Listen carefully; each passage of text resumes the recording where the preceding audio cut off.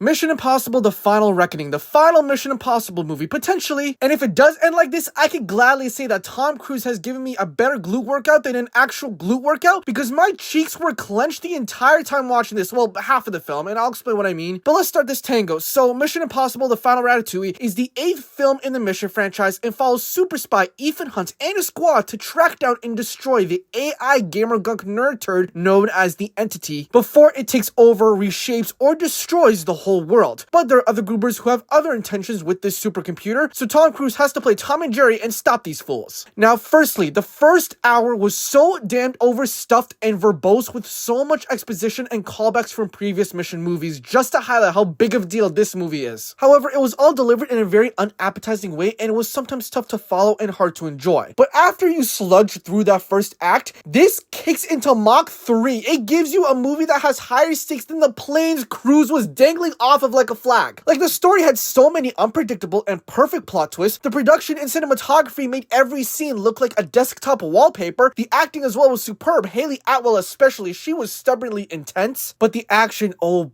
boy, the chocolate chips of the cookie were pure cinema. That underwater sequence, which was like 25 minutes, it was so jaw-dropping, but also beautiful to just look at because it was done practically. And that plane sequence, okay, honestly, best stunt in the entire Mission franchise in my opinion. And the trailers do not do it justice. The things that Tom Cruise actually did in that scene were unironically impossible to think that it actually happened, but it did, and dear God did it make for some chair-gripping moments. And obviously, the finality of the film was definitely felt, earned, and landed deliciously. Because if this is the end, I am satisfied with this franchise. Cruise has completed his mission. But yeah, 8 out of 10, go watch Mission Impossible.